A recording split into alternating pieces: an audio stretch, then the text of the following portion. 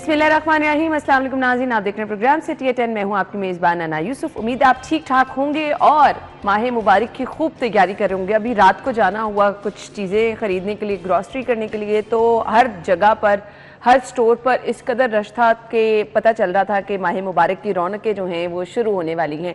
कल मरकज़ी रुयत लाल कमेटी का इजलास हुआ और चांद नज़र नहीं आया, यानी अभी हम आज रात सहरी करेंगे, कल हमारा पहला रोज़ा होगा। सऊदी अरब में, दुबई में, दीगर ममालिक में आज पहला रोज़ा रखा गया है और हम कल पहला रोज़ा रखेंगे। तो तमाम मुसलमानों के लिए दुआ है कि अल्लाह ताला खैर का ये माह रमज़ान आए और दुआ ये है कि महंगाई करने वाले अवाम पर रहम कर सकें। जी, अपनी दुआओं में हमें ज़रूर याद रखिएगा और इसके साथ साथ रोज़ा का जो असल मकसद है प्लीज़ उसको भी समझने की कोशिश कीजिएगा। ये सिर्फ मैं आपके लिए नहीं, मेरे लिए भी यही मैं कोशिश करूँगी, क्योंकि कहीं ना कहीं कोई ना कोई कोताही आपसे हो ही जाती है। सो ज़रूर रोज़ा ज़रूर रखें, लेकिन उसके असल मकसद को भी समझने की ज़रूर कोशिश करें। रात को बड़ी ड्रामाई अंदाज में यालाबारी हुई, तेज़ बारिश हुई और मौसम एकदम से वो, क्योंकि अभी एक दो दिन से आपको नॉर्मल लग रहा था ना, ठंड वो शदीद वाली ठंड होती उसमें तो बहुत देर से कमी आ गई थी, बट मौसम चेंज हो चुका था। लेकिन रात को ठंडी हवा भी चलना शुरू हो गई, खुशगवार मौसम था, एंजॉय भी किया। बट वो यालाबारी के मनाजिर जो डिफरेंट फिर सोशल मीडिया पे सभी लोगों ने, हमने देखा फेसबुक पे, इंस्टाग्राम पे, इवन व्हाट्सएप पे लोगों ने वीडियोस लगाई, तो कुछ मनाजिर देख लें, आप फिर बात करते हैं। हमारे सीनियर रिपोर्टर्स हमारे साथ मौजूद हैं, एडिटर ब्यूरोक्रेसी कैसर खोखर साहब और सीनियर रिपोर्टर दुर्रे नायाब। अस्सलाम वालेकुम खोखर साहब, फिर यालाबारी देखी आपने रात को? जी बिल्कुल, यालाबारी हुई थी और ये मौसम की बड़ी चेंज हुई है कि मौसम खुशगवार हो गया है। तो सुबह के वक्त मौसम बड़ा अच्छा था, हवाएं ठंडी ठंडी चल रही थी और आज जैसा कि सैटरडे है और लास्ट वर्किंग डे वर्क छुट्टी भी है और बैंक भी बंद है, स्कूल भी आज बंद है, तो बहुत अच्छा मौसम था और मौसम से लाहौरियों को एंजॉय करना चाहिए। और जाकर आज क्योंकि आखिरी दिन है, इसके बाद कल से रोज़ा शुरू हो जाएगा, आज जाकर जितना खाबे दिन को करने हैं वो लाहौरिये कर ले, उसके बाद कल से फिर सारे लाहौरियों से हम गुजारिश करेंगे कि सारे लाहौरिये जो है ना वो सिटी फाटू की विसासत से रोजे रखे, रोजे लाजमी रखे, ताकि स्वाब अपने आप को भी दे और पाकिस्तान के लिए दुआ करें कि हमारे मुल्क की अल्लाह बेहतरी करे। जी जी, आमीन आमीन। दुर्रे नायाब, बड़े तेजी से क्लाइमेट चेंज हो रहा है और उसका असर आपने कल देखा। अच्छा, बहुत डिफरेंट वाला चेंज हो रहा है, आपको एकदम से पता ही नहीं चलता। मैं डिफेंस में कहीं गुजर रहा था फेज 5 पे और मैंने भी एक पोस्ट शेयर की वायरल, जो बहुत हुई बाद में फिर के ओले पड़े और सफ़ेद हो गई फेज 5 की रोड्स, और वहाँ पे इतना ज़्यादा ओला सख्त बड़ा था, आवाज जब वो गिरा था ऐसा लगा था कि फायरिंग हो रही है और गाड़ी के ऊपर गिरा और लोगों ने गाड़ियां दरख्तों के नीचे पार्क कर दी कि उनकी शीशे न टूट जाए। और जहां पे जिसको जगह मिली, साया मिला, वो वहां पे चला गया। तो 5-1 मिनट का सिलसिला जारी रहा, लेकिन ये था कि ग्रीन बेल्टें, रोड्स जो है वो सफेद नजर आना शुरू हो गए। मरी में हम ऐसे देखते हैं, खूबसूरत नजर था। तो रात को टेम्परेचर लो भी हुआ, लेकिन अब इसके साथ महकमा मौसमियात तो कह रहा है अगले 2 दिन बारिश की पेशगोई है, लेकिन आगे जाके गर्मी भी शदीद हो सकती है। ये इसके लिए तैयार है। पिछले साल से ज्यादा गर्मी जो है वो उसकी इंटेंसिटी बहुत ज्यादा होगी, हरारत होगी मौसम में, क्योंकि इस वक्त जो ड्रास्टिक चेंज आ रहा है ना क्लाइमेट का, वाकई सही कह रहे हैं, उसका इफेक्ट होता है। जब आप पिछले साल से कंपैरिजन कर लें, सर्दी होती है बड़ी शिद्दत में होती है, थोड़ी और उसका दौरानिया होता है, गर्मी होती है बड़ी शिद्दत में होती है, उसका दौरानिया लंबा होता है। अच्छा, ये एक कॉमन चेंज है जो हो रहा है क्लाइमेट चेंज पे, और ये बड़ी मुख्तलिफ ममालिक में, दुनिया के बड़ी जगहों पर असरअंदाज हो रहा है। जहाँ पे जिस रवैया का मौसम जिस मुल्क में होता है उसको वो प्रोलॉन्ग तूल मिलता है। आप कनाडा देख लें या बर्फ वाले मुल्क देख लें, उनकी बर्फबारी जो है वो शदीद से शदीद होती जा रही है और वहाँ पे जिंदगी, मामूलाती जिंदगी मुतासिर होगी। अमेरिका की वो रियासतें जो कनाडा से करीब लगती हैं, वहाँ पे भी ये हालात हुए, लेकिन क्योंकि वहाँ पे सर्दी का जोर है, लेकिन हम लोग गर्मी के जोर में है। अब जब हमारी गर्मी आनी है ना, तो यकीन करें पसीनों के साथ जो है ना आपके जेबों के भी पसीने निकल जाते हैं। और ये फिलहाल ये मौसम एंजॉय कर ले, लेकिन ब्लेसिंग ये है जो मुझे बड़ा अच्छा फील हो रहा है कि रोजे बड़े अच्छे, आगाज अच्छा हुआ है जी, और अल्लाह ताला की मेहरबानी है कि रमजान का आगाज जो है इतने अच्छे मौसम से हो रहा है। आप तरीके के साथ और स्पेशल रमजान ट्रांसमिशन भी शुरू कर रहा है। हाँ, ये बकायदा तौर पर जो रोजेदार है उनको रोजे के हवाले से जो चीजें बताएगा कि ये चीजें फजाइल बताएगा रोजे के हवाले से, रोजे के हवाले से जो उसको मजहबी हमारे अकायद है उसके हवाले से बताया जाएगा और वीआईपी शख्सियात उसमें आएंगी, और बच्चों के लिए अलग सेगमेंट होगा, बड़ों के लिए अलग सेगमेंट होगा, घरेलू खवातीन के लिए अलग सेगमेंट होगा। तो इसलिए ये बाकायदा तौर पर सिटी फटू जो है ना अपने जो कारीन है, नाजरीन है, उनकी खिदमत करेगा जी। चलें जी, आप लोगों ने ट्रांसमिशन भी जरूर देखनी है। आप लाहौरिया तो वैसे ही बड़ा पसंद करते हैं जी सिटी 42 को।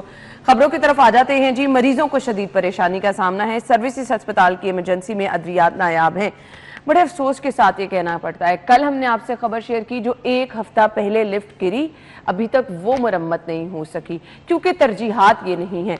अब आपको सर्विसेज अस्पताल से खबर ये मिल गई है कि जी यहाँ पर मरीजों को शदीद परेशानी का सामना है और मेडिसिन के नाम भी लिखे हुए हैं जी। कोई भी मेडिसिन यहाँ पर नहीं मिल रही है। क्या करें लोग, किधर जाएं? मुझे तो समझ नहीं आ रही है कि हम बड़े बड़े दावे ज़रूर कर रहे हैं आवाम को रिलीफ देने के, अवामी कामों के, बट ये दुखती रग है। अगर आप ये नहीं कर सकते तो फिर कुछ नहीं हो सकता। इस वाले से आना मैं ये कहूंगा कि ये जो सर्विस अस्पताल का आपने जिक्र किया, ये हर अस्पताल की ये बात है कि इमरजेंसी में दवाइयां नहीं मिलती। खासतौर पर जो दही इलाके हमारे जो तहसील हेडक्वार्टर के अस्पताल है या जिली हेडक्वार्टर के अस्पताल है, वहां पर इमरजेंसी के तो बहुत ही बुरे हालात हैं। और आप न्यू अस्पताल चले जाएं, आप जिनास अस्पताल चले जाएं, आप गंगाराम अस्पताल चले जाएं, आप सर्विस अस्पताल चले जाएं, इमरजेंसी में एक एक बेड पर 3-3 मरीज नजर आते हैं। तो इस हवाले से मैं ये गुजारिश करूंगा कि हुकूमत के पास वसाइल जो है बड़े लिमिटेड होते हैं। तो जो अस्पतालों के जो MS हैं उनको चाहिए कि मुखय्यर हज़रात से रब्ता करें और मुखय्यर हज़रात को आगे लाएं और हर अस्पताल में एक मुखय्यर हज़रात की 3 रुकनी कमेटी बनाई जाए डॉक्टरों की, और वो मुखय्यर हज़रात उस इलाके के जो मुखय्यर हज़रात उनसे रब्ता करें और अस्पतालों की जो दवाइयाँ हैं वो पूरी करें। और अस्पतालों में अगर बेड की कमी है तो अजाफी बेड लगाए जाएँ। और बहुत सारे लोग पैसे देने के लिए तैयार हैं। बहुत सारे हमारे इंडस्ट्रियलिस्ट है, ताजर है, सनतकार है, सरमायादार है, शहर के बहुत सारे पैसे देने के लिए तैयार है। अगर किसी भी अस्पताल का 100% एग्री करती हूँ, लेकिन क्या हमारी गवर्नमेंट इतनी रह गई है, इतनी गरीब है कि हम मुखय्यर हज़रात पे ये सब कुछ चलाएं? जी बिल्कुल, हुकूमत के पास इतने लिमिटेड वसाइल है, इतने वसाइल नहीं कि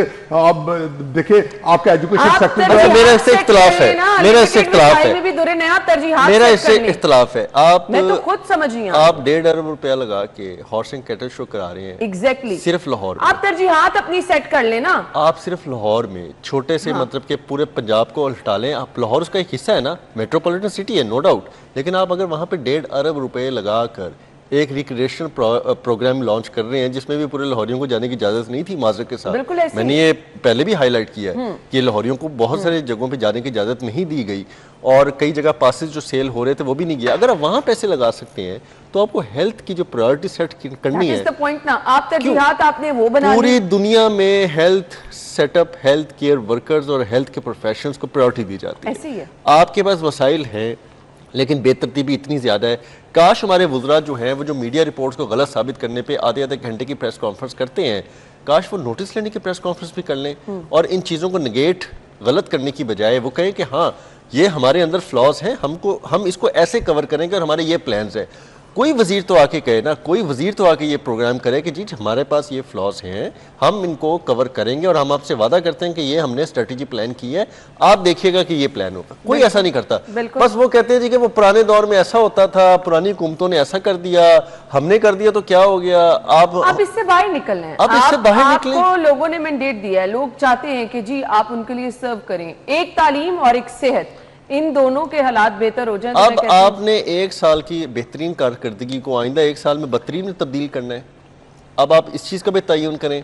हमारी हुकूमत को, वज़ीर आला पंजाब साहिबा को ये देखना चाहिए कि अब आपकी अच्छी कारकर्दगी की जो मिसालें लोग दे रहे हैं, हाँ। आप लोग खुद दे रहे हैं, शाया कर रहे हैं, उसको मेंटेन करना है ना। मेंटेन तो बहुत पीछे रह गया, आपने उसको आगे लेके जाना है, उससे कहीं ज्यादा बेहतर परफॉर्मेंस दिखानी है। और ये साल आपके लिए बड़ा इंपॉर्टेंट है क्योंकि पिछला साल आपने कहा कि जी हमने बहुत अच्छा कर लिया, ठीक है, लोगों ने भी समहाउ एक्नॉलेज कर लिया, लेकिन अब अगले साल में अगर आप कुछ नहीं करेंगे, उस बेंचमार्क को आगे नहीं लेके जाएंगे तो काम खराब हो जाएगा। सेहत के मसाइल, तालीम के मसाइल प्रायोरिटी होने चाहिए। अनफॉर्चुनेटली वो हमारा यहाँ पे सबसे लीस्ट बॉदर जो है, आप देखें ना, प्रायोरिटी होती है कि जी जो इमरजेंसी में मरीज आ रहा है उसको तो आप 1-2 मिनट भी वेट नहीं करा सकते। तो यहाँ पर जी वस्कुलर सर्जरी का सामान नहीं है, CT स्कैन के लिए कॉन्ट्रास्ट इंजेक्शन में असर नहीं है, किल्लत खत्म ना हुई तो मरीजों को परेशानी होगी। पाकिस्तान में दिल की बीमारियां बढ़ती जा रही हैं। एक रिसर्च है कि कोविड के बाद बहुत ज़्यादा जो आपकी यंग जनरेशन और मिड एज जनरेशन वो दिल की बीमारियों का शिकार हो रही है। हर दूसरे दिन आपके दिल के जितने अस्पताल हैं, जितने इमरजेंसीज हैं, उस पर बर्डन बढ़ता जा रहा है। ठीक है, आज के दिन की अगर बात करें, वहाँ जाके देख लें जो हालात अगर ये रहे ना, आपको PIC के बाद लोग ज़्यादा सड़कों पे बीमार नजर आएंगे कि आपके पास अंदर इतनी जगह नहीं होगी।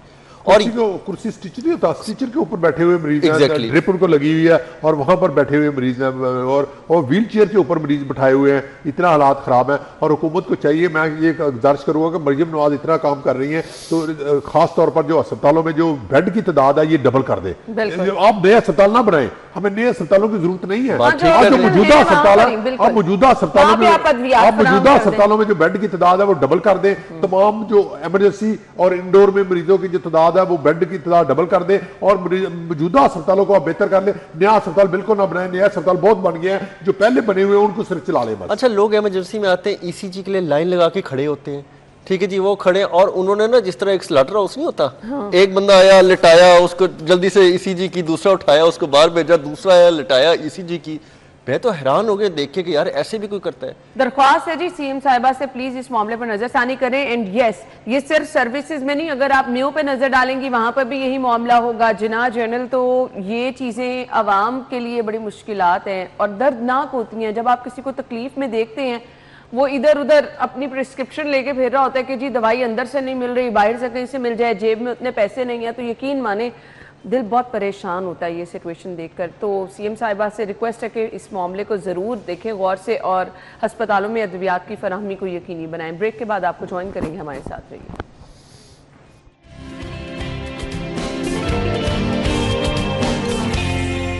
एक बार फिर से आपको खुश आमदीद कहेंगे जी। अगली खबर की तरफ आ जाते हैं और खबर यह है, पार्किंग में ओवर चार्जिंग रोकने के लिए मैकेनिज्म बनेगा। वजीर बल्दियात ज़ीशान रफीक की ज़ेर सदारत इजलास हुआ। शहर में ऑनलाइन रोड पार्किंग आउटसोर्सिंग पर तजावीज़ तलब की गई है। बहुत ज़्यादा अहम मामला है और ये जो तजावीज़ हैं, जो मामला ज़ेर गौर है, अगर ये आ जाता है तो बेहतरी क्या होगी? जी बिल्कुल अना, मैं यहाँ जो मैं एक बात को आप थोड़ा सा मुझे 1 मिनट पूरा मेरा लेना आपने, आप 2 मिनट लें। वो ये है कि जो मार्केटों के बाद जो पार्किंग बनी हुई है, लोगों ने इलीगल जो पार्किंग स्टैंड बनाए हुए हैं, मैं उनको अच्छा समझता हूँ, इंडोर्स करता हूँ।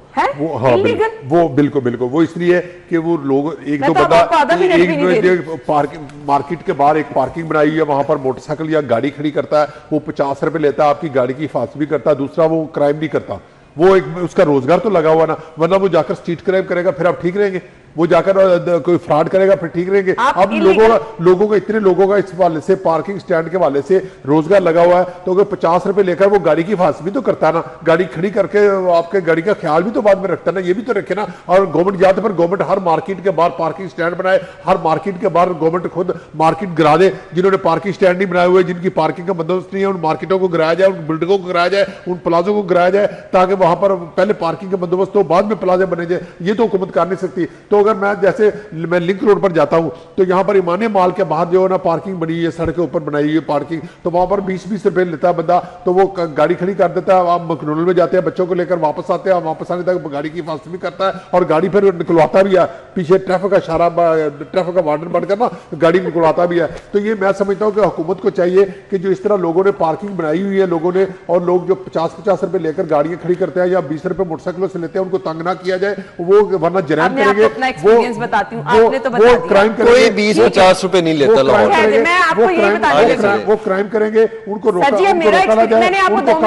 मैंने आपको 2 मिनट दे दिए। अब आपने जो 20 रुपए का जिक्र किया ना, 50 रुपए की पर्ची आपको थमा के जब आप वापस आते हैं तो आपसे 150 रुपए मांगते हैं और ब्लैकमेल करते हैं आपको।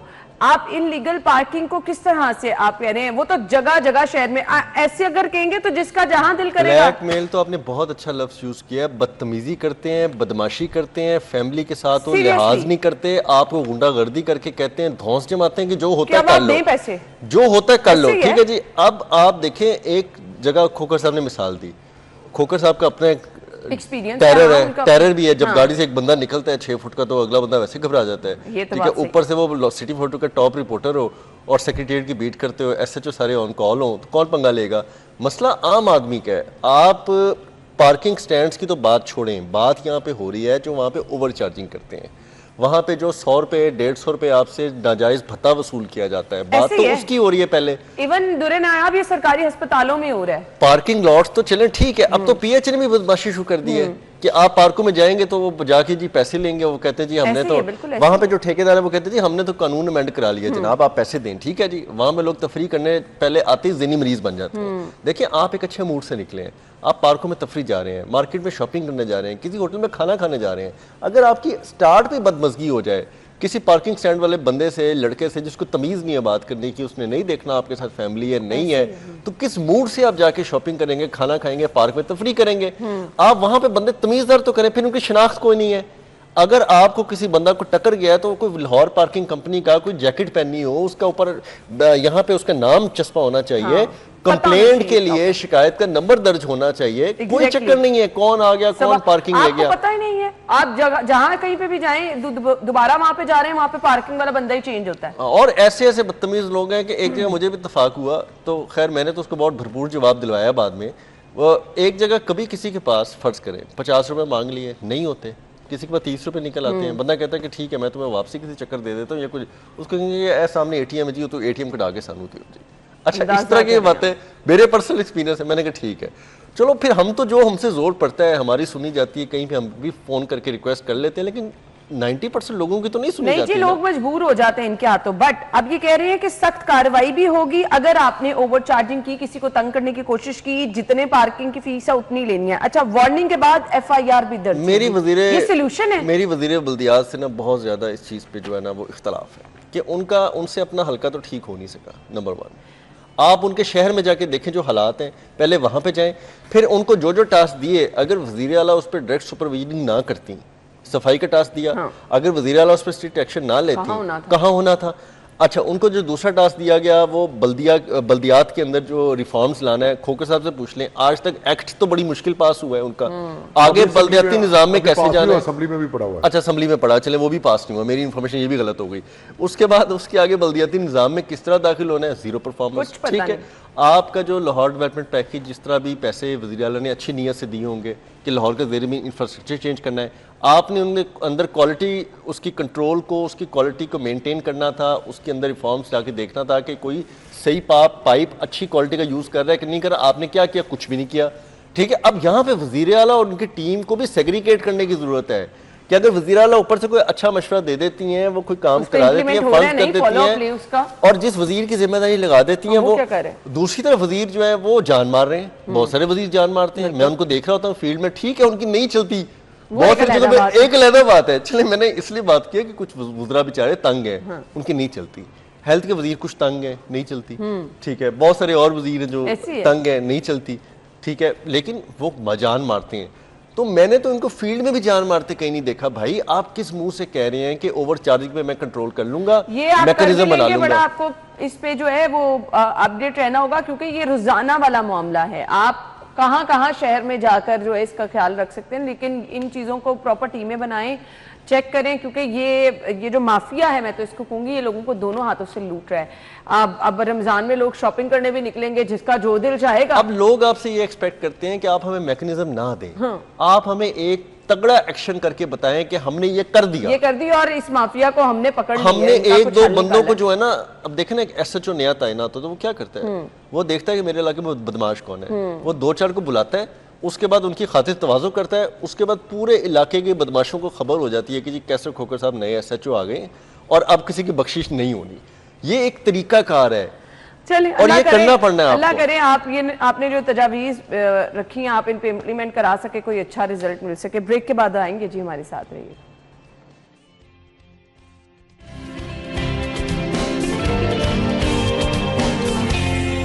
खुश आमदीद। मॉडल बाजारों सस्ते काउंटर पर चीनी 130 रुपए किलो मिलेगी। हुकूमत का रमजान की मुनासबत से शहरियों को रिलीफ, लें जी, हुकूमत शहरियों को रिलीफ दे रही है और शहरी बेचारे परेशान हैं महंगाई से। कैसर जी बिल्कुल, अभी मैं आपके प्रोग्राम शुरू होने से पहले मैं अपने एक न्यूज़ रूम बैठा खबरें सिटी फट्टू पर देख रहा था, तो वहाँ पर चल रहा था कि जो सब्जियां हैं उनकी सरकारी कीमत कितनी है और वो फरोख्त कितने में हो रही है।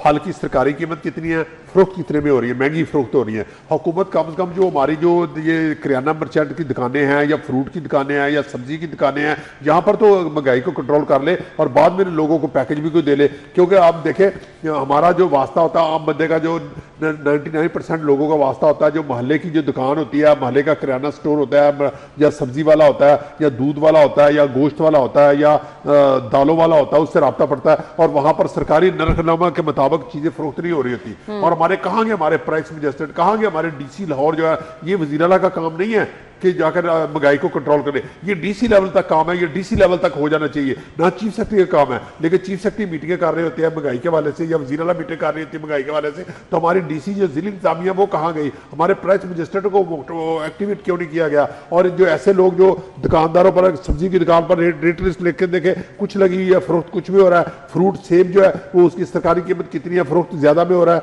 और इस वाले से हुकूमत कुछ भी नहीं, हमारे मजिस्ट्रेट कुछ नहीं कर रहे, हमारी जिला इंतजामिया या हमारा जो बल्दिया का अमला है वो कुछ नहीं कर रहा। इस वाले से उनको मैकेनिज्म जो है उनको एक्टिवेट करने की जरूरत है, वो उनको कंट्रोल करे। ये पैकेज जो है ना बाद की बात है, पैकेज से कितने लोग मुस्तफिद होंगे? खबर तो अच्छी है कि फेयर प्राइस शॉप्स की जगह सस्ते काउंटर लगाने का फैसला किया गया है। 10 मॉडल बाजार, 16 बुनियादी अशिया होलसेल पर मिलेंगी। अब देखिए पंजाब की 9 करोड़ आबादी है, तो 10 मॉडल बाजार जो है ना, क्या 9 करोड़ आबादी को जो पूरा कर लेंगे? अब देखिए 10 मॉडल बाजार जो है ना कहाँ कहाँ लगेंगे, बाकी जो पंजाब की आबादी है वो कहाँ जाएगी? तो माजी में ये भी मिसालें देखी, वो जो सस्ती चीनी थी वो गायब कैसे होती है, तो आप इंश्योर कैसे करेंगे? वैसे तो 800 कैमरों का भी कहा गया धुरेनाया, कैमरा से जरूरत ही नहीं है आपको, रास्ते में आते जाते गायब हो जानी है बहुत सारी चीजें। ठीक है जी, आपकी बहुत नाकिस किस्म की चीनी मिक्स हो जानी बीच में, एक दो तीन तीन चार तोड़े वैसे गायब हो जानी है। ठीक है, आप 10 लोगों को कैमरे पे अच्छी अगर ये चीनी फराम कर भी देंगे अच्छे तरीके से, पीछे क्या हो रहा है? पीछे क्या हो रहा है? पीछे कैसे कंट्रोल किया जा रहा है? मॉडल बाजारों में कैमरे लगे, गोदाम जहां से आपके देखे ना, आपके ये फेयर प्राइस शॉप्स हो गई, मॉडल बाजार हो गए, मॉडल काउंटर हो गए, डीसी काउंटर्स हो गए, आपके यूटिलिटी स्टोर्स हो गए, जब वो नहीं चल सके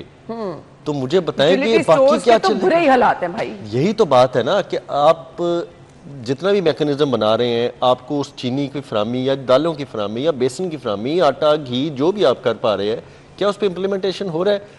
आप जितने मर्जी बड़े मेगा स्टोर पे चले जाएं, डिपार्टमेंटल स्टोर पे जाएं, एक थका हुआ काउंटर नजर आएगा, उसके अंदर भी आधी चीजें होंगी आधी नहीं होंगी, उस पर लिखा होगा डीसी काउंटर और वहां जो चीज पड़ी होगी ना वो ऐसे उसकी क्वालिटी गंदी होगी कि आपका दिल नहीं करेगा कि वो उठा के आप। मुझे नहीं समझ आती डीसी साहब बाकी काम इतने कर रहे हैं, इस डीसी काउंटर को तो जाके एक दफा चेक कर, मेरा ख्याल है कि ठीक है, स्टोर में जाके ठीक है, डीसी साहब बहुत अच्छा काम कर रहे होंगे और मार्केटिंग अपनी उसको करवा रहे होंगे कि जी मैं बड़ा काम कर रहा हूँ, लेकिन अमली तौर पर देखें ना कि आप डिलीवर क्या कर रहे हैं। अब मैं या खोकर साहब या आप प्रोग्राम अच्छा ना करके जाएं, हम अच्छी खबरें ना देके जाएं, तो शाम तक हमारी वो क्लास और होता है ना एक स्कूटी का अमल के जवाब दे होते हैं कि जी आज हमने सारा दिन क्या किया। खोकर साहब या मुझे कुछ छुट्टी लेनी पड़ जाए ना तो हमें इतना बड़ा अजाब पड़ जाता है कि पता नहीं आज हम कैसे करेंगे।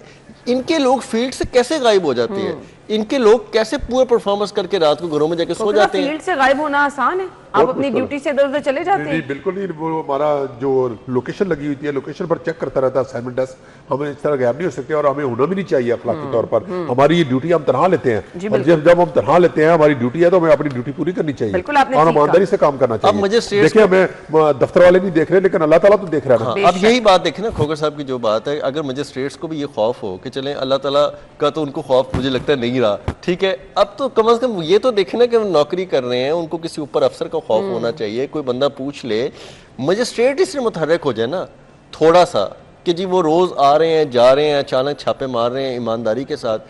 मैं इसकी मिसाल इसलिए देता हूं कि अगर आप तजावजात पे वही लोग जिन्होंने कायम कराई अब वो जीरो करवा सकते हैं ना, तो ये सवाल ही पैदा नहीं होता। फिर आप कुछ भी कर सकते हैं, आपकी विल की जरूरत है। आपकी विल की जरूरत बिल्कुल। 60,000 अफराद में हिम्मत कार्ड से 1 अरब रुपए तकसीम किए जाएंगे। कैसर खोकर साहब आपकी खबर है? जी बिल्कुल, ये महकमा सोशल वेलफेयर ने 60,000 लोगों का जो टारगेट था वो अचीव कर लिया है और 60,000 जो मजदूर अफराद हैं उनमें हिम्मत कार्ड जो है ना वो तकसीम हो चुके हैं और उन्होंने हिम्मत कार्ड से जो रकम है 1 अरब रुपए की रकम जो है वो भी ड्रा करा लिया बैंकों से। हर महीने पैसे मिला करेंगे? जी बिल्कुल, मैकेनिज्म है इसका? जी 3 महीने बाद मिला करेंगे। अच्छा, तो इस वाले से उन्होंने हिम्मत कार्ड से जो 60,000 मजदूर अफरादों ने पैसे निकलवाए हैं और 1 अरब रुपए की जो रकम है वो महकमा सोशल वेलफेयर ने मजदूर अफराद में तकसीम कर दिया है। ये वज़ीर आला का टारगेट था, महकमा सोशल वेलफेयर का टारगेट था जो हिम्मत कार्ड के जरिए जो है महकमा सोशल वेलफेयर ने अचीव किया है और इस वाले से उन्होंने 60,000 मजदूर अफराद का जो कोटा था वो पूरा कर लिया है। चलें जी, बड़ा अच्छा इकदाम उठाया गया है आवाम को रिलीफ देने के लिए मुख्तलिफ सेगमेंट्स में। अगर सीएम साहिबा तो जरूर जहाँ कहीं पे जरूरत और भी है, जैसे हमने अस्पतालों का जिक्र किया, तो ये मामला भी इन पर भी गौर करना चाहिए। ब्रेक के बाद आपको ज्वाइन करेंगे हमारे साथ।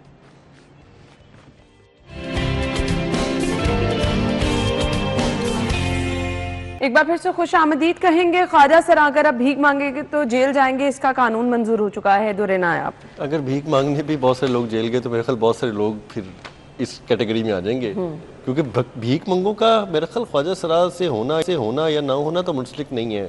उसके अलावा जो एक बहुत बड़ी तादाद भिखारियों की आपको जगह जगह मिलती है, आपने उससे पहले उसका क्या किया? उसमें बच्चे हैं, बूढ़े हैं, मर्द हैं, औरतें हैं। की तरह कुछ जगहों पर मुकम्मल खात्मा भी किया है, लेकिन फॉलो अप नहीं होता तो ये दोबारा मैं बताता हूँ, इसमें असल में कानून ये है कि भीख मांगना जो है वो जुर्म है, लेकिन अगर कोई भीख मंगवाता है, आप गैंग बनाकर, ग्रुप बनाकर या किसी बंदे को मजदूर करके भीख मंगवाता है, या उसका हाथ पांव काट कर उसको भीख मंगवाता है, या जो चीफ होता है भीख मांगने वालों का, वो ग्रुपों की सूरत में लेकर जाता है, बच्चों को बैठा देता है, बाद में शाम को उनके पैसे इकट्ठे करता है, तो उसको उसकी सजा अलग रखी गई है, उसकी सजा ज्यादा रखी गई है, 10 साल तक कैद रखी गई है। और अगर ख्वाजा सरा भीख मांगते हैं तो वो भी जुर्म होगा कि वो भी भीख मांगने में शामिल हो गए, वो भी जेल जाएंगे। ये कानून है असल में। अगर ख्वाजा सरा जेल भीख मांगेगा तो ख्वाजा सरा भी जेल में, यानी कि उसको भी सजा होगी। और इस हवाले से ये कानून जो है ना, ये महकमा दाखिला की स्टैंडिंग कमेटी दाखिला जो है उन्होंने असेंबली में पास कर दिया, असेंबली में बिल पेश हो चुका है, वज़ीर आला पहले मंजूरी दे चुके हैं, kabina भी मंजूरी दे चुकी है, अब cabinet committee sorry standing committee जो है बराए दाखिला ने मंजूर कर लिया बिल। अच्छा चलिए, ये तो खबर है ना, असेंबली में जाएगा, असेंबली इस पर वोटिंग होगी, वोटिंग के बाद तो ये खबर है कि आपने ख्वाजा सरा को भी उस कैटेगरी में डाल दिया कि वो सजा के काबिल हो गए हैं, लेकिन जो पहले सजा में काबिल डले हुए हैं आपने उनके खिलाफ क्या किया? ठीक है, मैं तो सवाल ही यहाँ से उठा रहा हूँ ना कि ठीक है, ख्वाजा सरा के बाहर आप किसी आम बंदे को भी और लेफ्ट राइट किसी और भी प्रोफेशन के लोगों को आप डालते रहेंगे, ठीक है, आप तादाद बढ़ाते रहें, अच्छी बात है। जिस तरह के लोग जो है भीख मांगने में आए आप उनको उस कैटेगरी में डालें, लेकिन आपने पहले जो कॉमन भीख मंगे थे, जिसमें फैमिलियाँ थीं, जिसमें अब उसके अंदर औरतें, बच्चे, बूढ़े, मर्द, ख़वातीन, तगड़े लोग बग़ैर किसी माजूरी के जब वो भीख मंगे पकड़े जाते हैं और वो किस तरह से आके एक्ट करते हैं ओपनली, आप अपने मगन में खड़े होंगे, आपका नॉक करना शुरू कर देंगे शीशा, आपको जो है ज़बरदस्ती बुरा मनाएंगे कि अगर आपने पैसे क्यों नहीं दिए, तो फिर आपने उनके खिलाफ क्या कर लिया? दूसरी बात यह है कि आज लाहौर में बड़ी कार्रवाइयां हुई होंगी, लेकिन क्या आज भी तमाम सिग्नल तो आप इन चीजों को कंट्रोल करना मुश्किल हो तो दूसरे शहरों से बैगने और बसें भर के लोग आते हैं ऐसे ही है कि जी लाहौर में हमने जाना तो हमने सीजन लगाना है। आपने उनके खिलाफ क्या एक्टिविटी की है? कानून साजी बहुत अच्छी बात है, महकमा दाखिला कानून साजियाँ कर रहा है और पहले भी उन्होंने की हैं, हम उसको अप्रिशिएट करते हैं, लेकिन हम इम्प्लीमेंटेशन भी तो मांगते हैं ना कि भाई इम्प्लीमेंटेशन भी तो दिखाओ ना कि आपने कितने भीख मंगों के खिलाफ कार्रवाई की।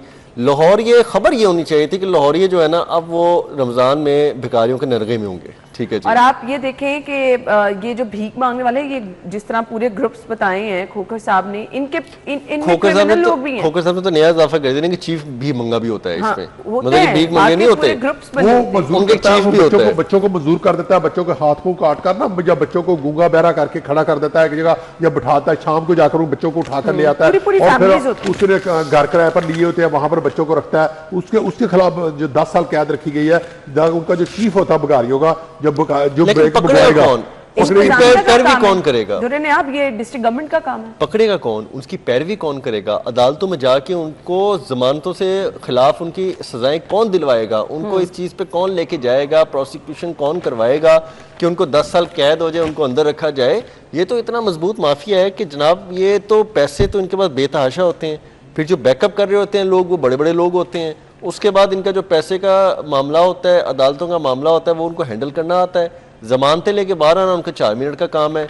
पर्चे हों सोशल वेलफेयर डिपार्टमेंट के, चाहे ये हत्थे चढ़ जाएं, चाहे डिस्ट्रिक्ट गवर्नमेंट के हत्थे चढ़ जाएं, दोनों तीनों की जिम्मेदारी है ना, चाहे पुलिस के हत्थे चढ़ जाएं या ट्रैफिक पुलिस इनको मना भी करती रहे, लेकिन ये बाज नहीं आते, ये मुकाम बदलते रहते हैं, भेस बदलते रहते हैं, रूप बदलते रहते हैं, मुख्तलिफ तरीकों से, मुख्तलिफ जगहों से। इनके अगर सही कोई खातिर तवाज़ो कर सकता है ना ऑनेस्टली, वो पंजाब पुलिस है। जो आपने देखा है कि वो तो लेटे हुए माजूर को भी चला देती है, ठीक है, बैठा है कोई व्हील चेयर पे, वो भी उनको देख के खड़ा होकर चलना शुरू कर देता है। तो ये मोजज़ात जो है ना, ये सिर्फ पंजाब पुलिस कर सकती है। सजाएं और जजा का तो बात अलहदा होगी, लेकिन इनको फौरी तौर पे नाकाबिले माफ़ी के तौर पे जो इन पे एक्शन है ना, वो ज़रूरी है, होना चाहिए। और अगर ये खबर तक महदूद नहीं रहना चाहिए, क्योंकि अब आगे आपको पता है माह रमज़ान है, आप मस्जिदों के बाहर देखें तो बहुत बड़ी तादाद इनकी होती है, मार्केटों में देखें तो बहुत बड़ी तादाद। हमारा इंटरनेशनल सतह पर ये लोग इमेज खराब करते हैं। सऊदी अरब हुकूमत ने पाकिस्तान को लिखकर भेजा है कि आपके वहां पर मक्के में और मदीने में जो है ना भिखारी जितने होते हैं वो पाकिस्तानी होते हैं और भीख मांगने के लिए यहाँ वीजा लगवा कर चले जाते हैं, और वहां पर जाकर वो उन्होंने पकड़े हैं, पकड़कर उन्होंने डिपोर्ट बहुत सारों को किया और FIA ने एयरपोर्ट से कईयों को गिरफ्तार किया। फिर मैं पिछले पिछले दिनों एक वीडियो देख रहा था, हवाई जहाज के अंदर एक बंदा ना पाकिस्तानी जो है ना भीख मांग रहा था हवाई जहाज के अंदर, कह रहा था मैं मजबूर हूँ, मैं भीख नहीं मांगता, मैं चंदा नहीं लेता, लेकिन मेरा ये मजबूरी है, मैं अपना टिकट भूल गया हूँ या मैं फलां भूल गया हूँ, मुझे माली इमदाद कुछ कर दें। इस तरह की वो लोग वारदातें करते हैं। ये बहुत हमारा इंटरनेशनल सतह पर इमेज बड़ा खराब होता है। इसके लिए सख्त कानून साजी की जरूरत है और हुकूमत को चाहिए कि सऊदीया हुकूमत से रब्ता करे और वहाँ जितने पाकिस्तानी बकारी हैं सऊदी अरब में या मुत्तहिदा अरब अमारात में या दुबई में, उनको पकड़कर पाकिस्तान वापस लाए और जेलों में बंद करे। बिल्कुल आपने सही कहा जी, बहुत बहुत शुक्रिया आप लोगों के वक्त के लिए। नाज़रीन ब्रेक होगी, हेडलाइंस होंगी, फिर हम शो में वापस आएंगे। हमारे साथ ही रहिए।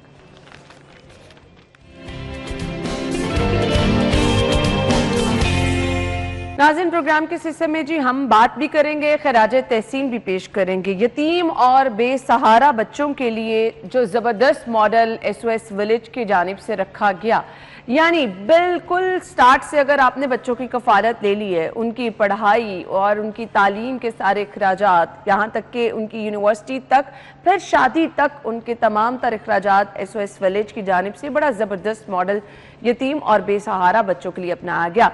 और प्रॉपर एक वो जो घर वाला कॉन्सेप्ट होता है, अगर मैंने तो SOS विलेज के बारे में बहुत सुना भी देखा भी, प्रॉपर एक घर वाला जो तासुर है वो आता है। कभी आप लोगों में से अगर किसी का जाना हो तो आप जाएं तो देखें कि घर बनाए गए हैं और हर घर का एक सरबराह है जो बच्चों की तरह तमाम बच्चों को पालता भी है, उनकी केयर भी करता है, उनकी पढ़ाई की जिम्मेदारी, खाना पीना, हर चीज़ एक घर वाला माहौल। तो ये जो बहुत ज़बरदस्त मॉडल है, इसके नताइज भी बहुत ज़बरदस्त आए, फिर पूरी दुनिया में इसको सराहा भी किया। सो आज इस कामयाबी के सफ़र को 50 साल मुकम्मल होने को हैं। लोगों की उम्मीदें बड़ी वाबस्ता हो जाती हैं कि 50 साल इतनी कामयाबी से गुजारे तो अब आगे क्या नया करेंगे, आगे बेहतरी की उम्मीद क्या है। हमारे साथ हमारी जो मेहमान मौजूद है, मैं तारुफ कराना चाहूँगी, Saba Faisal, national director SOS village हैं जी। वेलकम कहेंगे। अस्सलाम वालेकुम जी। वालेकुम सलाम। बहुत बहुत शुक्रिया। सबसे पहले तो बहुत बहुत मुबारकबाद। नो डाउट एक बहुत बड़ी रिस्पॉन्सिबिलिटी और फिर इतनी शफाफियत से, इतनी केयर से इसको अंजाम देना, ये आप लोगों का ही काम है।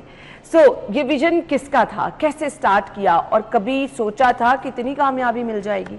बहुत शुक्रिया ना, थैंक यू, आपने हमें इनवाइट किया अपने मॉर्निंग शो में। SOS पाकिस्तान की जर्नी 1975 में शुरू हुई और उस वक़्त से अभी तक माशाल्लाह हमारे 64 प्रोजेक्ट्स पूरे मुल्क में 17 सिटीज़ में इस वक्त काम कर रहे हैं।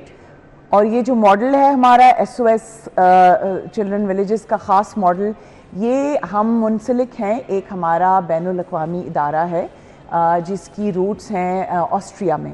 वहाँ से ये शुरू हुआ दूसरी जंग अज़ीम के बाद और SOS पाकिस्तान ने जन्म लिया 1975 में और 77 में हमारा पहला विलेज लाहौर में बना। That's really great. और आइडिया बड़ा ज़बरदस्त है कि आपने प्रॉपर घर बनाए हैं, जिस तरह एक घर में तमाम अफराद रहते हैं, फिर उनका खाना पीना, उनकी तालीम, हर चीज़ की रिस्पॉन्सिबिलिटी, तो कैसे मैनेज होता है ये?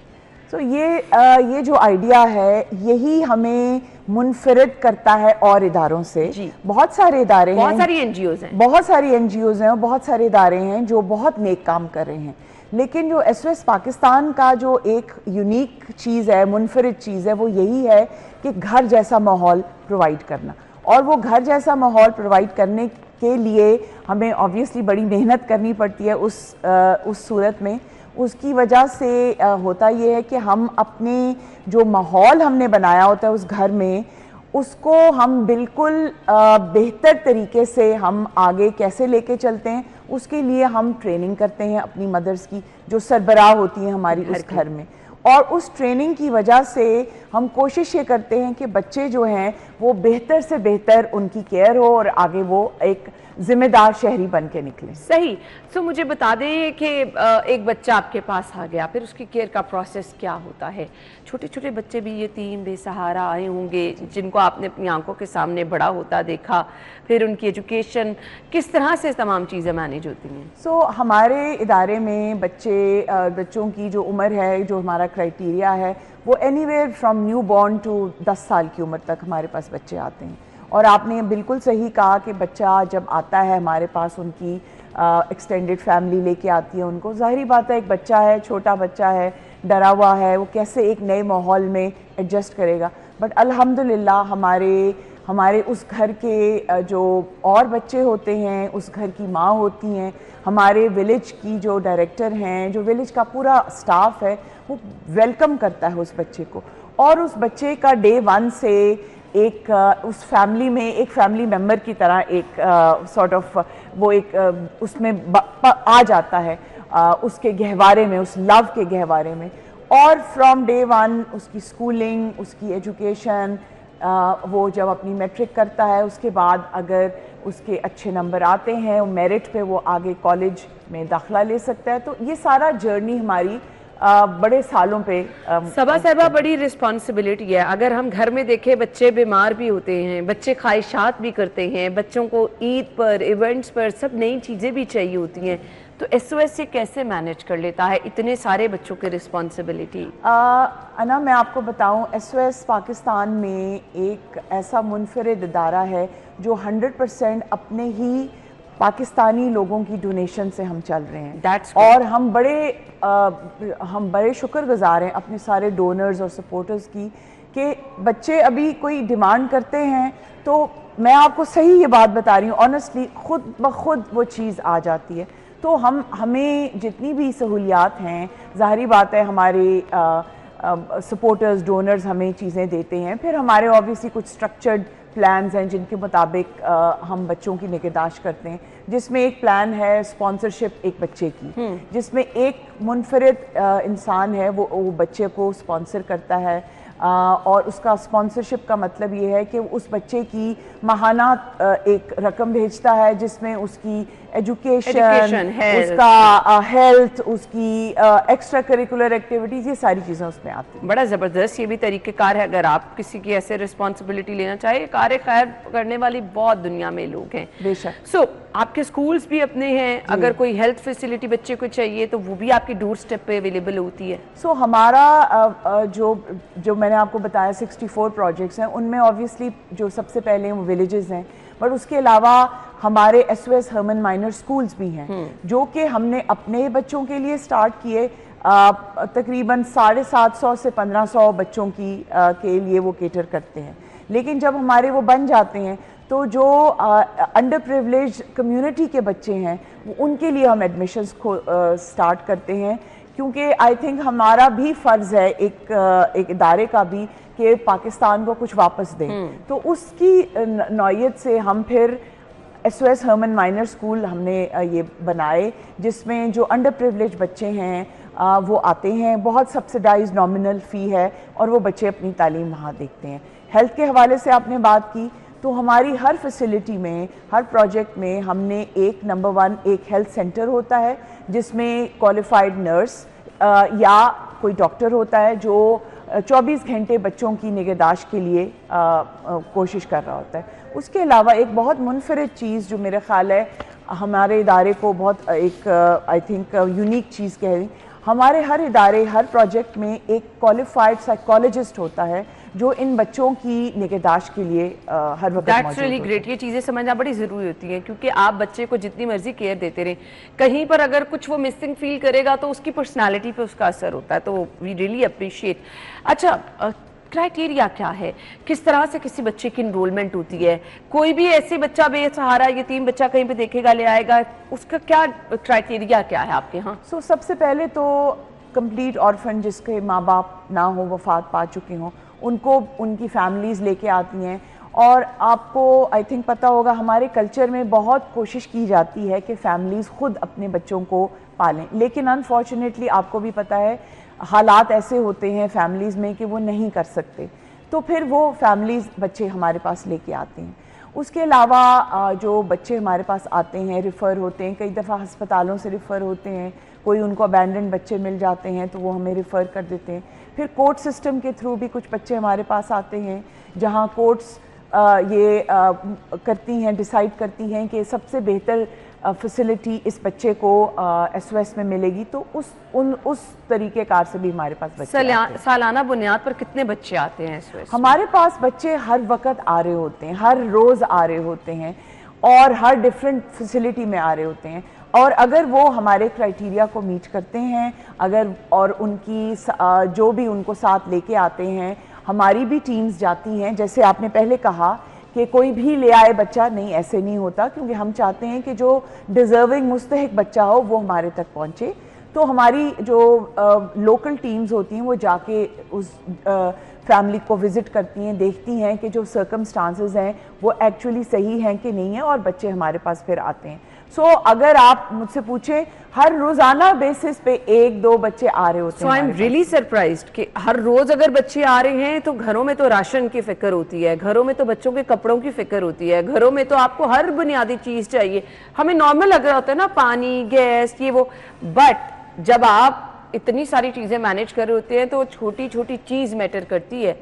तो किस तरह पूरा घर चलता है? तो आपने राशन की बात की, कपड़ों की बात की, अल्हम्दुलिल्लाह अगेन हमारे पास ऐसे बहुत सारे डोनर्स हैं, सपोर्टर्स हैं जो हमें राशन, कपड़े, बुक्स, स्टेशनरी, ये सारी चीज़ें हमें मुयस्सर करते रहते हैं। और अब रमज़ान का बाबरकत महीना हमारा इंशाल्लाह स्टार्ट होने लगा है, तो आई थिंक इस महीने में भी बहुत ज़्यादा अल्लाह मियाँ हमारे भी दरवाजे खोल देता है और हमारे पास ये सहूलियात आती हैं। सही। सो ओवरसीज भी आपके साथ इसमें कोलैबोरेट करते हैं, उनकी तरफ से कैसा देखने में आता है? सो हमारे पास हमारे 2 रजिस्टर्ड फ्रेंड्स ऑफ SOS इदारे हैं जो अमेरिका में और यूनाइटेड किंगडम में हमने उनको बनाया है, और वहाँ की जो मैनेजमेंट है वो सारे वॉलंटियर्स हैं। हमारे यहाँ पर भी जो हमारे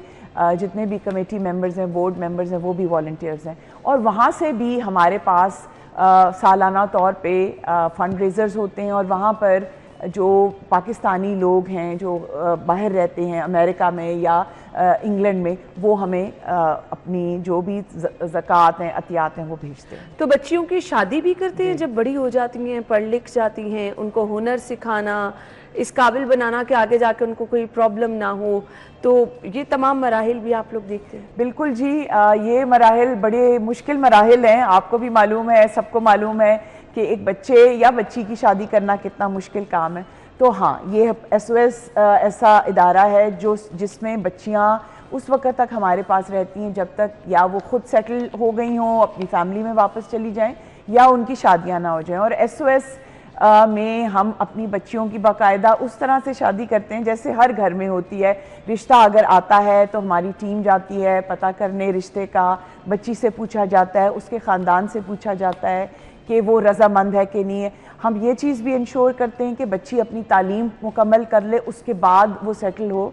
और फिर हमारा पूरा एक एक माहौल होता है विलेज में, बच्चे सारे पार्टिसिपेट करते हैं, मेहंदी होती है, बारात आती है, बिल्कुल वैसा माहौल जैसे हमारे घरों में होता है। ज़बरदस्त ज़बरदस्त।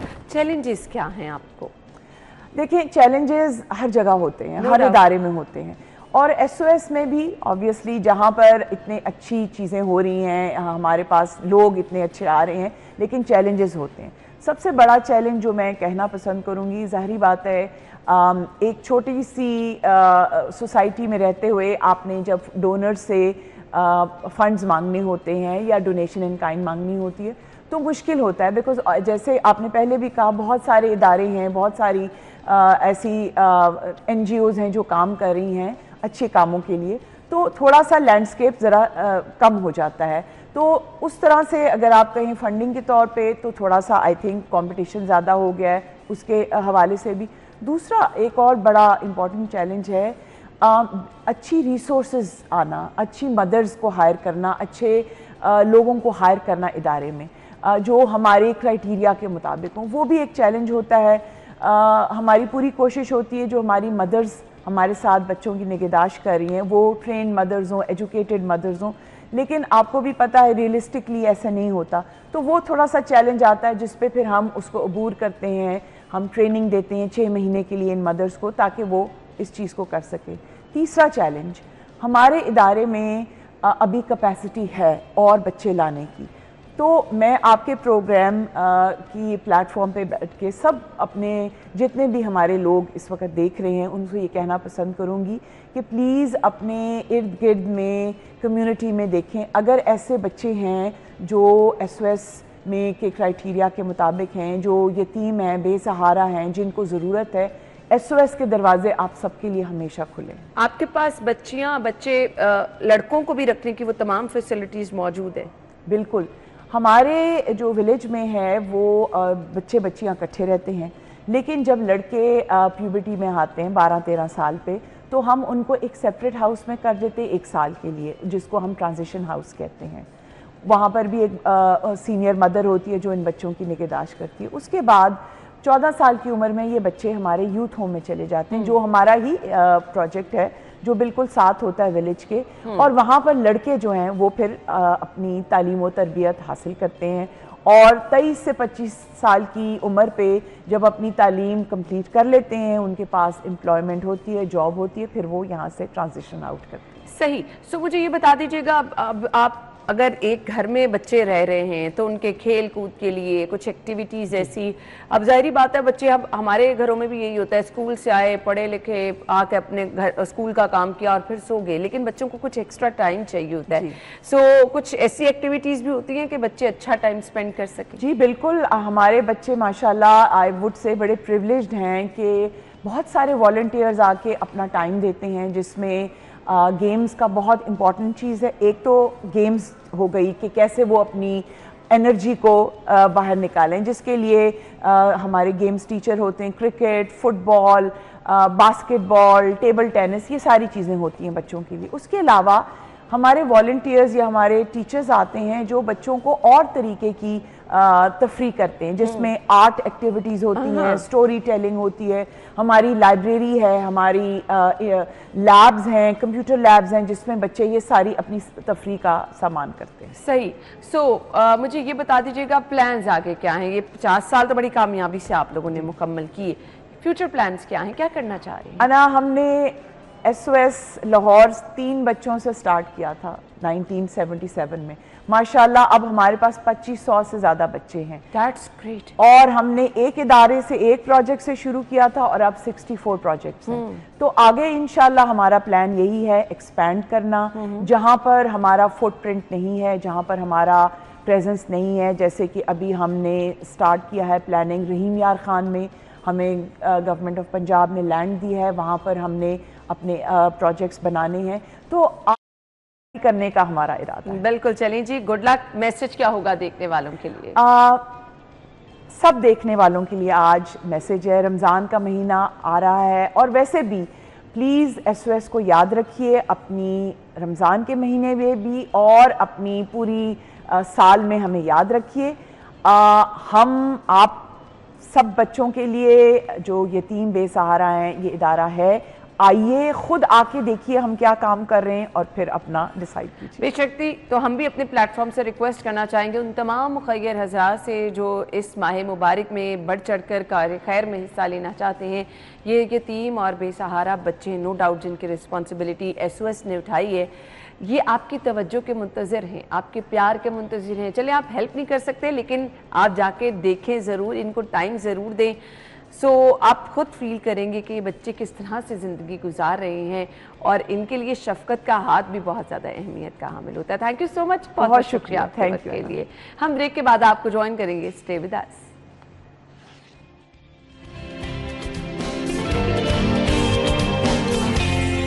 Welcome back once again. So आज जिनकी बर्थडे है जी, हम उनको विश करने जा रहे हैं। आज है जी 1 मार्च। 1 मार्च को जिनकी सालगिरह, उनको विश ज़रूर करेंगे, लेकिन कल जिनकी सालगिरह है वो परेशान बिल्कुल ना हो, क्योंकि संडे को यूजुअली हमारा शो जो है लोग नहीं होता, तो लोग परेशान हो जाते हैं कि जी हमें कैसे विश किया जाएगा। सो संडे और मंडे 2 दिन की बर्थडे लिस्ट शामिल करेंगे हम मंडे के रोज़। तो आप अभी से अपना नाम भिजवा दें और इसके साथ साथ अपने पिक्चर्स भिजवा दें। फैमिली में अगर किसी की सालगिरह है, किसी दोस्त की सालगिरह है, तो आप हमें भिजवा सकते हैं जी, नाम के साथ पिक्चर्स मंडे के प्रोग्राम में इंशाल्लाह शामिल की जाएंगी। आज की बर्थडे लिस्ट की तरफ आ जाते हैं जी।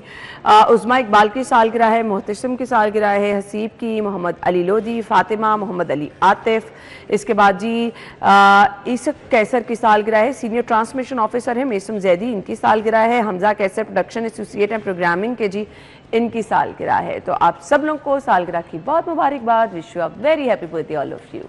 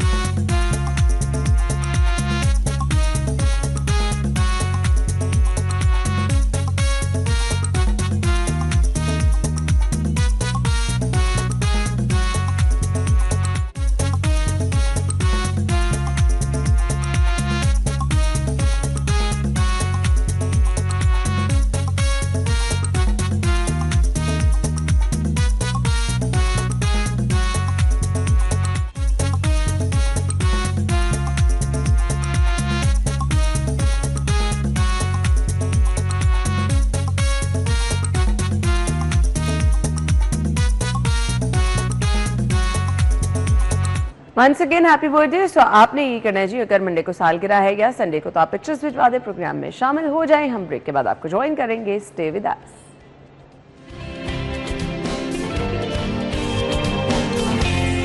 Welcome back once again. So अभी हम आगे बढ़ेंगे, सेगमेंट्स का सिलसिला आगे बढ़ाएंगे और अब आपको रेट बताने इसलिए भी ज़रूरी है कि अभी 1-2 दिन से तो हर कोई रमज़ान के हवाले से ख़रीदारी कर रहा है और ये पूरे माह मुबारक रूटीन से ज़्यादा हम लोग सब्जियां फल वगैरह ख़रीदते हैं। तो आपको हम रोज़ाना की बुनियाद पर रेट लिस्ट बताते रहेंगे ताकि आपको आइडिया हो जाए कि कौन सी चीज़ किस कीमत पर मिल रही है। तो देखते हैं आज के भाव।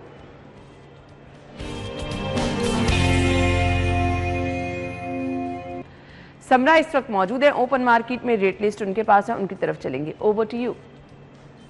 ना बिल्कुल ऐसा ही है। कल से रहमतों और बरकतों वाले महीने का आगाज होने जा रहा है, लेकिन ऐसे में भी ओपन मार्केट से ग्राम फरोशी का खात्मा नहीं हो सका। दुकानदार महंगे दामों सब्जियां जो है वो फरोख्त कर रहे हैं और वीकेंड भी है, तो ऐसे में ज़्यादा से ज़्यादा शहरियों की ये कोशिश है कि वो आज सब्जी खरीद लें। और कल पहला रोज़ा भी है, लेकिन जो शहरी सब्जियां खरीदने आ रहे हैं उन्हें भी मायूसी का सामना करना पड़ रहा है, क्योंकि दुकानदार 100, 50, 20 रुपए का प्रॉफिट मार्जिन रखकर सब्जियां फरोख्त कर रहे हैं। आज के कुछ निर्ख आपको बताते चलें तो आलू का सरकारी निर्ख 50 रुपए मुकर्रर है, लेकिन उसकी फरोख्त 70 रुपए तक में जारी है। इसी तरह से प्याज का आज का सरकारी निर्ख 75 रुपए मुकर्रर है और उसकी फरोख्त 100 रुपए तक में हो रही है। टमाटर का आज का सरकारी निर्ख 45 रुपए मुकर्रर है और उसकी फरोख्त 80 रुपए तक में जारी है।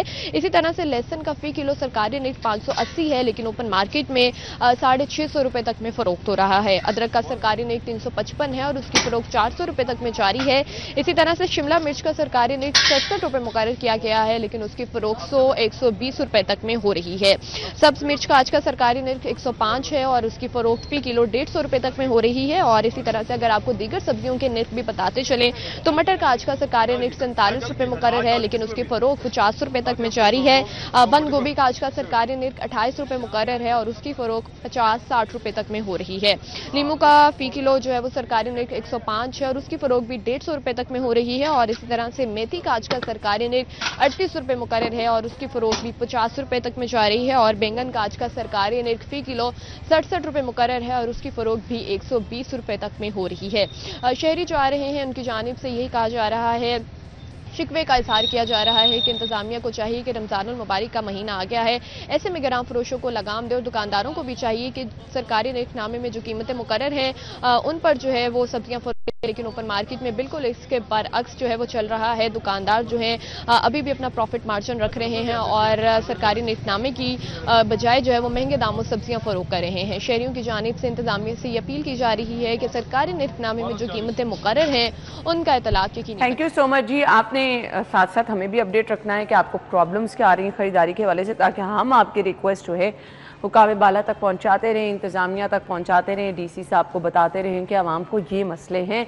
तो आवाम को सस्ती सब्जियां फल फराहम करना नो डाउट आपकी रिस्पॉन्सिबिलिटी है, तो इस पर ज़रूर आवाम को रिलीफ दीजिए।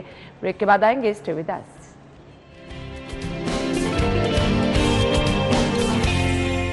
Welcome back once again. So क्योंकि कल हमने रोज़ा रखना है और इसके साथ साथ बारिश का आजकल वैसे ही जी प्रेडिक्शन भी की गई है, तो पहला रोज़ा कैसा होगा, मौसम 4-5 दिन कैसा रहेगा, वीकेंड पे मौसम कैसा, बहुत सारे सवालात होते हैं क्योंकि आजकल मौसम में कुछ अचानक से चेंज आ जाता है। कभी एकदम से सर्दी हो जाती है, कभी फिर दोपहर को मौसम नॉर्मल हो जाता है और कभी आलाबारी भी हो जाती है बैठे बैठे। तो वेदर अपडेट्स क्या हैं, आज का मौसम।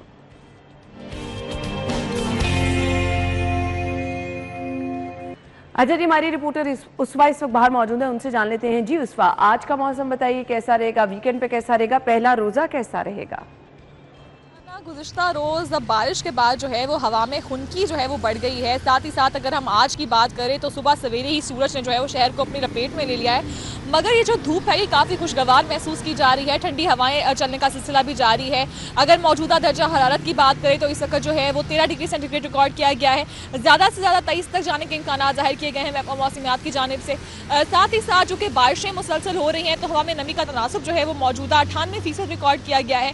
हवा 5 किलोमीटर फी घंटा की रफ्तार से चल रही है। और साथ ही अगर हम बात कर लें बारिश की पेशन गोही के हवाले से, तो महकमा मौसमियात की जानिब से जो है ये बताया जा रहा है कि आइंदा चंद दिनों में जो है वो बारिश के सिलसिले जो है वो जारी रहेंगे। इसीलिए शहरियों को भी जो है वो तदाबीर, एहतियाती तदाबीर पे जो है वो अमल दरामद का जो है वो तनबीह की जा रही है। उनको बताया जा रहा है कि किसी भी नागहानी वाक़े से बचने के लिए जो है वो लाजिम है कि अपने लिए एहतियाती तदाबीर का जो है वो उन पर अमल दरामद करें। साथ ही साथ अब बात कर लेते हैं कुछ फ़िज़ाई आलूदगी के हवाले से। तो इस वक्त लाहौर जो है वो 112 मजमूई शरह के साथ मुल्क की सतह पर दूसरे नंबर पर है। शहर के मुख्तलिफ इलाकों की बात करें तो इस वक्त लाहौर कैंट में जो है वो 159 रिकॉर्ड किया गया है। इसी तरह से LAS लाहौर में जो है वो 192 रिकॉर्ड किया गया है।